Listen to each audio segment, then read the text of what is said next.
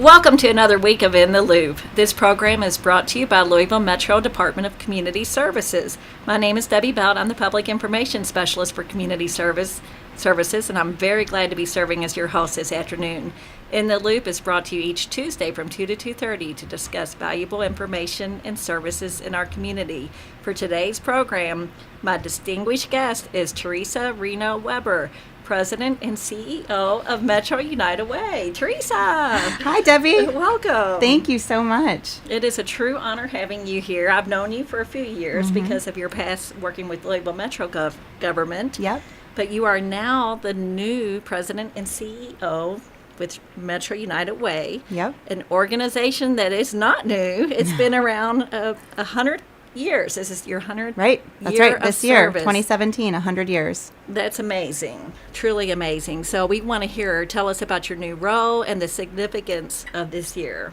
Okay, great. Well, I am so excited and honored to be in this role. As you know, I left a job that I loved working for Mayor Fisher in the city. Sure. And I was the Chief of Performance and Technology for the last 5 years and really enjoyed that role. And it was only to take an opportunity to do a job that I thought I would love even more.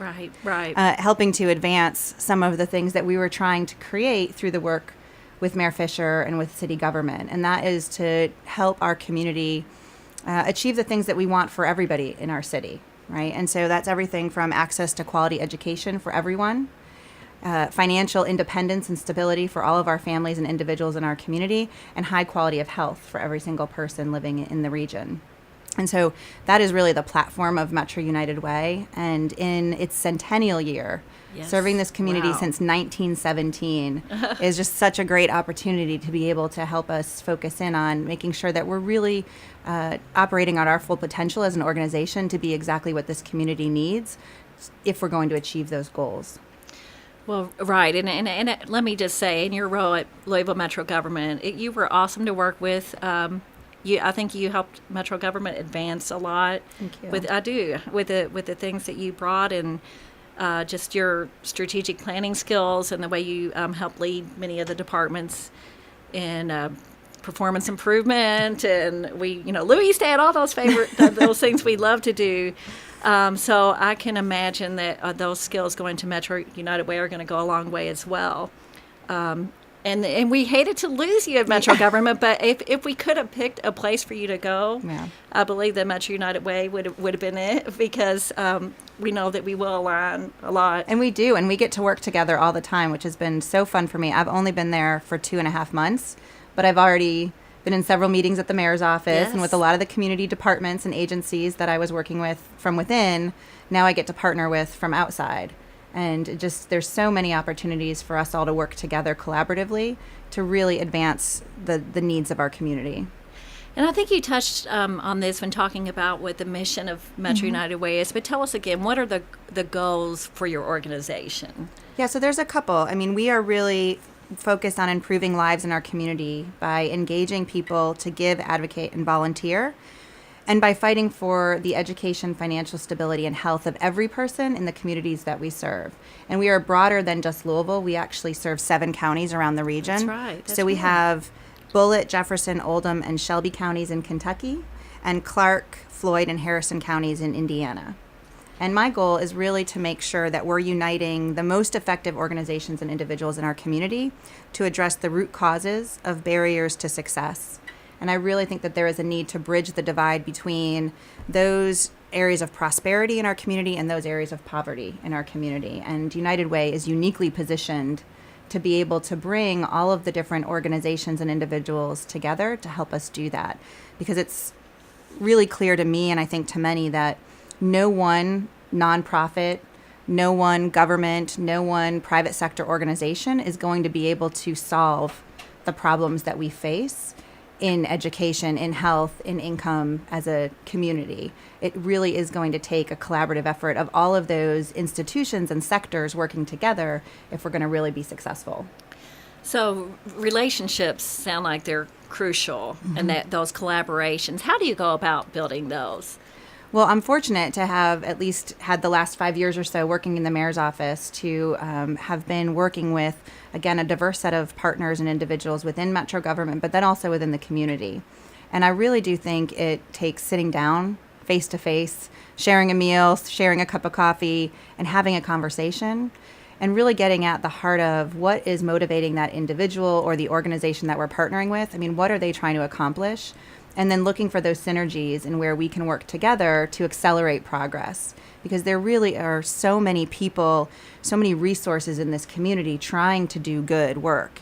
And I think sometimes we might step on one another. Right. And sometimes we're trying to do a lot and we might be missing things. Right. And so how do we make sure that we get everybody around a table and have a conversation and build that trust and that relationship with one another to say, okay, we really need to make sure that we're supporting one another, and we're also supporting the community and lifting up those that we're trying to help and meeting the needs of everyone and not unintentionally leaving anything out. Right. Oh, that's so true. I think that collaboration of resources and knowing what each other's doing. I mean, it's sometimes, I won't say half the battle, but just it is. It's not that corny. Knowing is half the battle. but knowing what's out there, and certainly there's a place for every resident in our community, and we'll get into that later. Yep. I'm sure of how people can get involved. Yep. Because there's some major issues that we're working on tackling. Yep. And I mean, It's true. People are involved anyway, but there's more ways they can get involved. So, and we know our listeners are involved, so we're going to also open our phone calls later in the program for questions and suggestions and whatever's on your mind. But so Theresa Reno-Weber with Metro United Way, the new president and CEO, is with us today. And tell us, from your viewpoint, what are people's most pressing needs right now? Yeah, so there's, the things that we're looking for, and there's no shortage of need across the country right now, not just our region.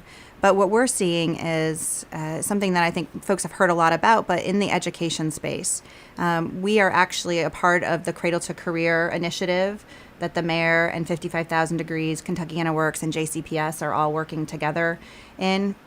And we are the early childhood education pillar lead. And so what we see is that almost 50% of our children are not entering kindergarten ready to learn.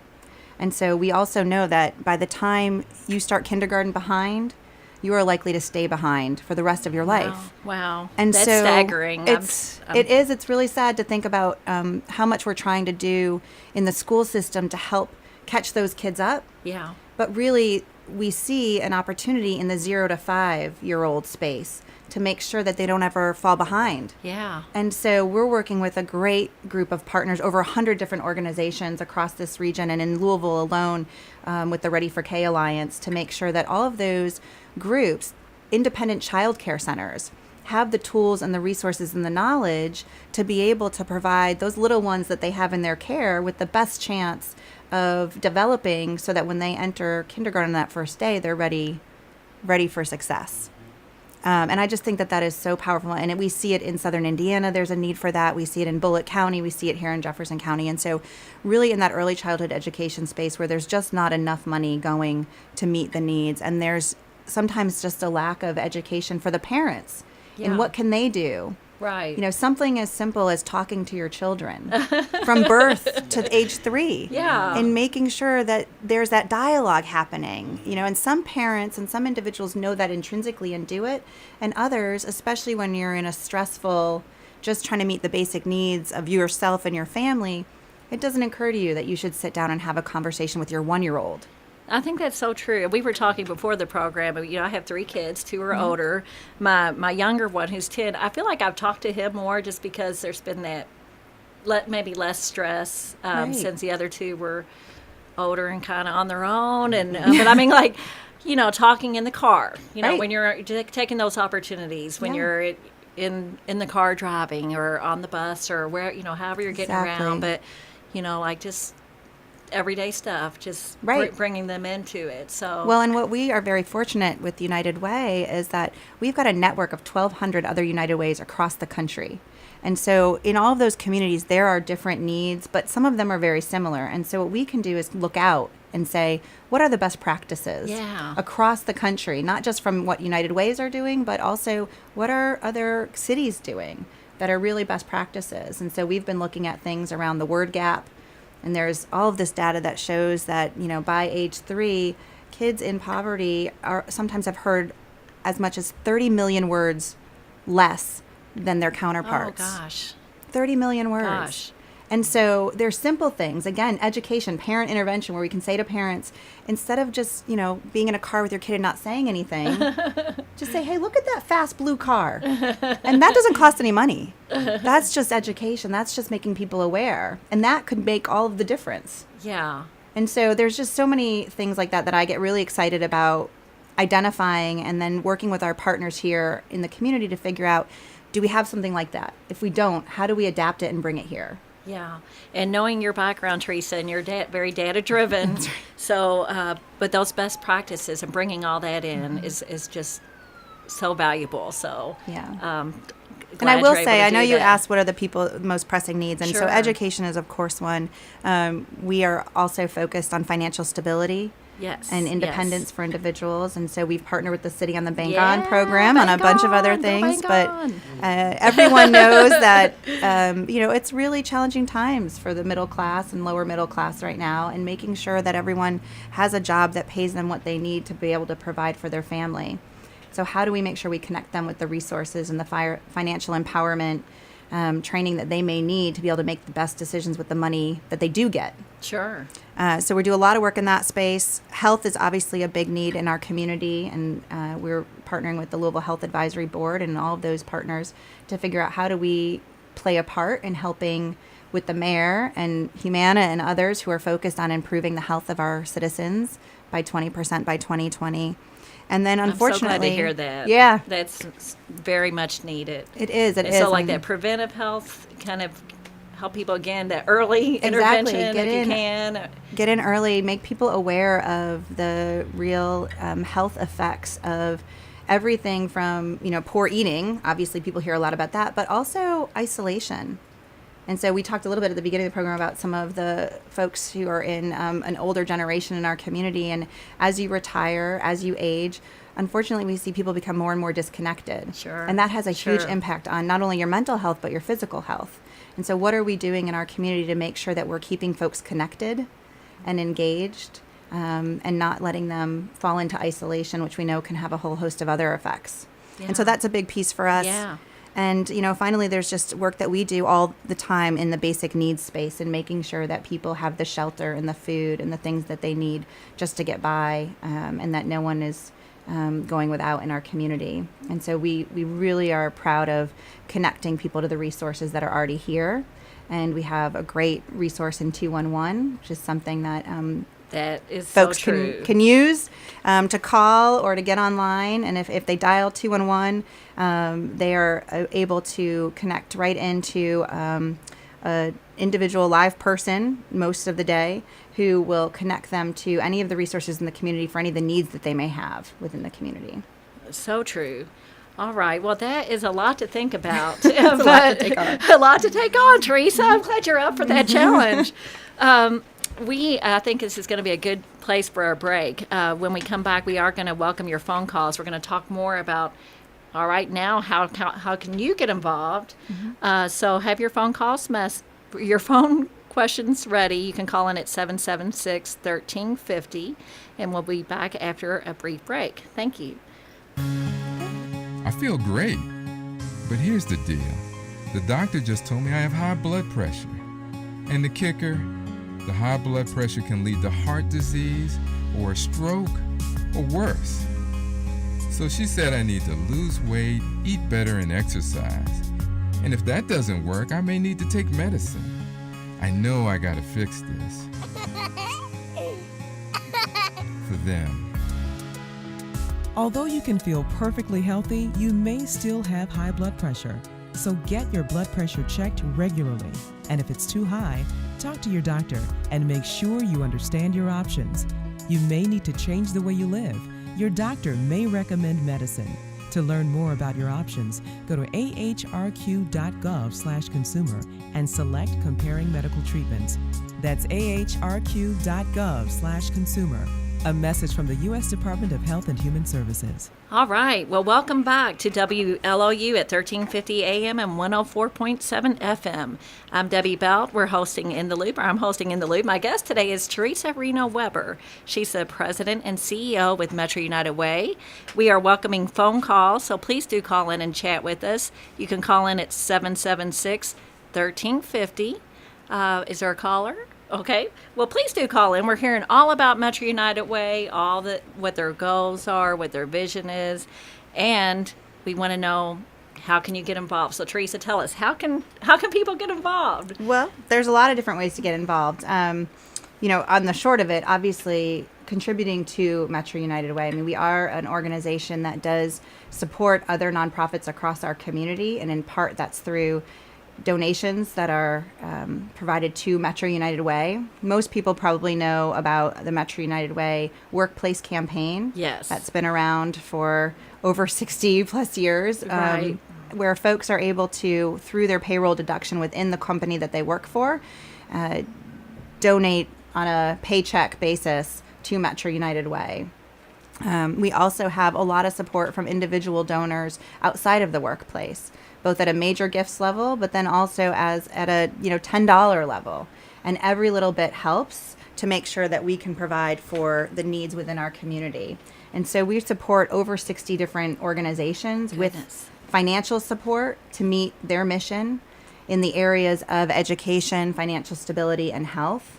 And like I said, every little bit counts. So for $5 a week, we can provide a year of nutritional, non-perishable food for 2 students to take home on weekends and when school is not in session. And that gets to that just meeting that basic need of individuals.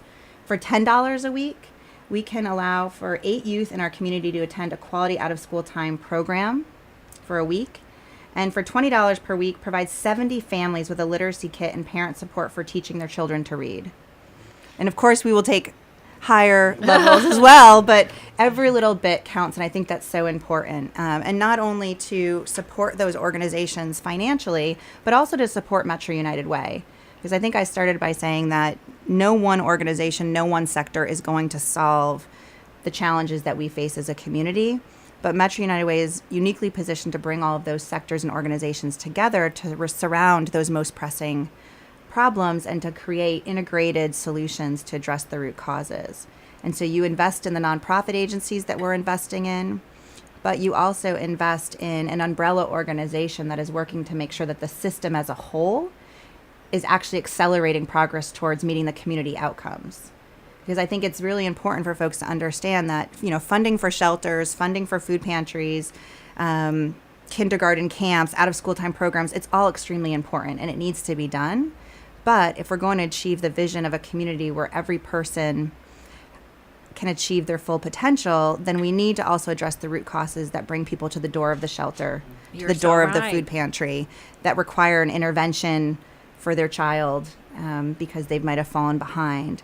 And so we really need to make sure that we're looking at those root causes and we're starting to lift everybody up so they don't need to come back the next year to the food pantry or to the shelter. Absolutely. Yeah, and I was going to say, when I started as a young Metro employee many years ago, it was that work-based campaign, that really caught my attention about Metro United Way and the work that you do, and I've continued it every year. It's one of those donations I just feel good about because it is so broad, the work that you do, and it's easy. That payroll deduct is very easy, but any way of giving. So people who tell us, how do they contact you if they want to give? What's the best ways? Yeah, so definitely if we've got a workplace campaign, that's an easy place for folks to go. They can also go to the Metro United Way website and give there. We've got a click to donate page on our website, so folks can access it through there.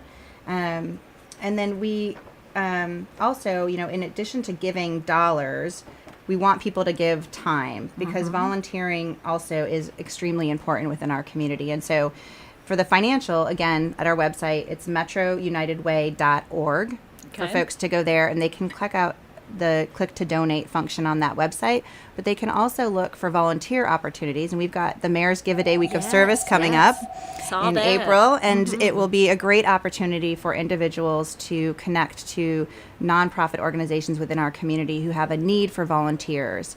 And Metro United Way is that backbone organization that provides the support for making the connection between the volunteer opportunities and volunteers in our community. And I believe that website is mygiveaday.org All right, for yep. folks to go to, where they can put in their interest and then see the opportunities in the community for them to volunteer. Right. That's just another awesome example of what Metro United Way does, besides the 211 database and the 211 phone number, but the volunteer database that you have that, again, you can match up your interest and how much time you have to give and time of day you have to give. And Exactly. It's really user-friendly and easy for folks to be able to figure out where in the community their interests align with needs. And there's something, many things. I mean, if you just take a little bit of time to look at that, and whether you want to read to kids or do a cleanup. We were talking about the Russell neighborhood cleanup. Thank you everybody who helped with that. There's more cleanups coming up, and those will be on the website. I think there's the one that starts off that Mayor's Give a Day week of April 15th. There's one, I think, California neighborhood or someplace. Yep. But whatever, I mean, there's just something for everybody. There really is. There's a way to get involved, no matter what your skill level is. And It's so true. It's so true. We have so many different opportunities. Like you said, there's physical activities like the cleanups that we're doing, which are creating a real visible signal in the different areas across our community that it's worth the investment of people's time, that we really want to have a clean, bright, and beautiful city. And that starts to help change people's mindsets about pride in their neighborhood and pride in their community. But there's also things like mentoring some of the youth in our community. We can pair you with young people in our community who could use a positive adult role model in their life. And we've got those types of opportunity for folks. And then some just really, what can I do in 1 hour? You can do a lot in 1 hour. It doesn't have to be every single week. It could be 1 hour in 1 week, and it could really make the difference in somebody's life. I know, if you talk to just some of those people that mentor, we have a lady on our team at work who mentors, I think it's Newburgh Middle School. But anyway, to hear her talk and the relationship she's formed with the young people, some have moved on to high school, so now she's got some younger kids again. But the relationship and the confidence they have after she spends some time with them and what she gets out of it. That's right. It's I mean, you really can make a difference in a child's life. And I had the pleasure of being with a group of women last night, and Sadiqa Reynolds was there, who used to work with us at city government too, and is now at Louisville Urban League. And she just gave an insight into her history and her background, and the fact that it was someone who looked to her, a mentor in high school, who said, "You know what, you're smart enough, and you're good enough, and you should go on. You should take your ACT, and you should look at going to college." And it changed the trajectory of her life. And look at now how much good she's doing for kids in this community and families in this community. Oh my goodness, what a story. And it's just so powerful. And again, that you never know what you're going to do or say that's going to positively change the trajectory of somebody's life. So true, so true. All right, so I wanted to get a little bit back on the data queen in you, and that what that means to bring in these best practices and these systematic approaches, because I just am really excited to see. I mean, you've been with Metro United Way 2 months or 3 months or whatever, but I'm just excited to see where the direction will be heading. So how do you bring that into your work, and how important is looking at data and looking at outcomes? And well, I'm really fortunate, actually, that the team over there has been on a great journey of working with our partners within the community to make sure that they really are putting an outcomes focus in the work that we're funding in the community and the work that our partner agencies are doing. And so they've done a lot of the heavy lifting, as you remember, with the Louis Stat program. I mean, initially, it's just starting to ask the right questions about what are we trying to accomplish and how would we know if we were actually successful. I mean, that simple question shifts the whole way of looking at things, because you actually need then the data to help you answer, well, are we actually successful? So if our financial stability outcomes are around people gaining financial independence and stability, then the metric isn't how many people did we have sit in a financial stability workshop, that's just an output number of we had 20 people there. We really care about is how many of those folks went and opened a bank account and are actually accumulating wealth in that bank account. And for how long? Have they had it open for a year? Have they had it open for 2 years? How much money do they have in there now? And that's the outcomes that we're driving towards. And so trying to make sure that in everything that we're funding and focused on, there's that outcome lens that allows us to go back to those partners and say, okay, here's where we've invested. What are we getting for that investment? What are our donors getting for that investment? What's our community getting for that investment? And that leads to a couple of hard conversations. I was going to say, it's hard work for number one. It is hard work. It's for number hard one. work and in the hard conversations, which you can talk more about, but it's so important. It really is, So. because everybody that is doing work in this space, in the nonprofit space, in the government space, in the philanthropy space, all want to see these positive outcomes accomplished and achieved. And I think you can get frustrated and discouraged by saying we're putting so much money into this and we are not seeing anything change. But if you start to look really specifically at the things you are funding and what the results you're trying to get, you can start to identify the areas where there's outcomes that are the positive outcomes that you want. And then you can start to say, well, how do we scale those? How do we grow those? And how do we do that intentionally so they start to touch every individual, every family, every child in our community? But what that requires is that you weed out the things that aren't. And that's really hard, because sometimes those things are things that people feel good about investing in and feel good about doing. And it's really hard to see on paper that, well, that feel good thing doesn't necessarily create the outcome that you think it does. Well, with limited time and limited resources. That's right. And, with funding streams changing, so, you have to show your funders that Right. we are getting outcomes. That's right. And that's why, for United Way, the other thing that we did at the city and that I'm really excited to be doing at United Way is to be looking out to other communities and making sure that the investments that we're making and the results we're seeing are, on par, if not surpassing other communities. And when they're not, let's make sure that we're learning from those other communities who are getting better results and better outcomes, and making sure we're freeing up resources here or getting donors to invest in those types of programs here so that we can see the same types of outcomes. And like I say, excited for the future here. Talking with Theresa Reno-Weber. She's president and CEO at Metro United Way. Theresa, I have this question. It's one It's loaded, probably. So if you could spend a day volunteering, where would you volunteer and why? And I'm sure you're probably torn on that, because there's probably a lot you'd like to be involved in with your limited time. It's so true. It's so true. And, I would really want to volunteer, and I don't want it to sound political, but in all of the places that we're supporting in our community, because I feel like that's the best way to understand the true impact, is to see it on the ground and to work with those volunteers and see the people, whether it's the children or the families or the individuals that they're serving.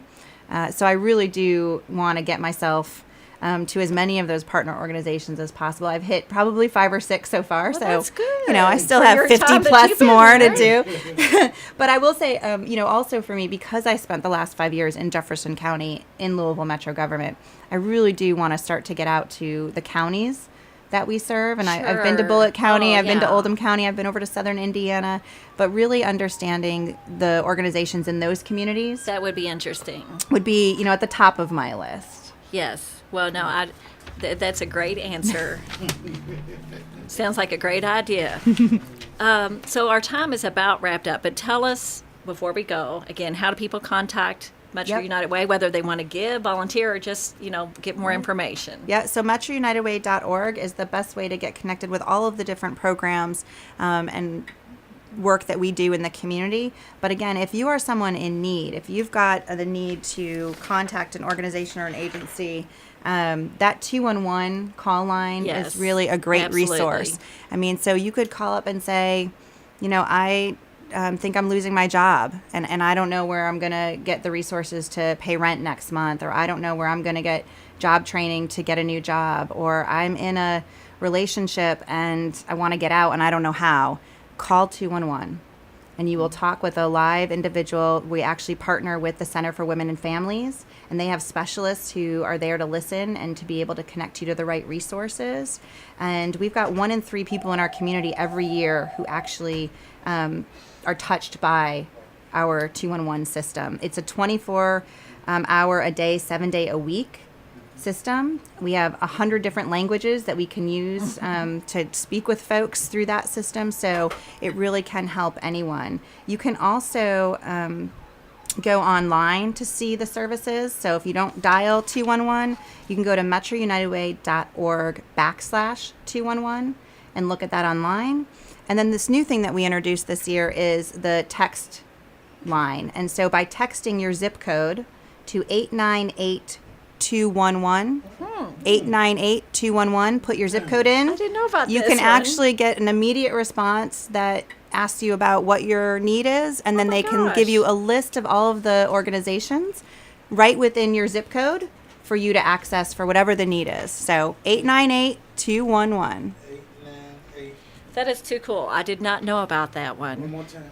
898-211. Text your zip code to that number, and that will connect you with 211 and all the services and different nonprofit agencies in this community that are meeting people's needs. All right. Well, thank you, thank you, thank you. This is a wealth of information. Thank you for all the work that you do. Your staff, the team at Metro United Way, they are amazing. The people that we connect Thank with. They you. really are. You work with some great people, as I'm sure you know. Well, we do. We've got a great internal staff and team, and we've got a phenomenal network of partner organizations that make all of this work happen on the ground. So again, thank you for listening, everyone. We're going to be back next week. We're going to talk with representatives with our Meals on Wheels program. It's March for Meals, National Awareness Month. So we're recruiting volunteer deliverers. So tune in next week at 2 o'clock. Thanks for tuning in to In the Loop. Louisville Metro Community Services is proud to sponsor this program to further our mission to improve the quality of life for all residents and reduce poverty. Louisville is richer with active participation from all our citizens, so each week we invite community partners to share a wide variety of programs and services. Tune in next Tuesday between 2 and 2:30 p.m. for the next edition of In the Loop.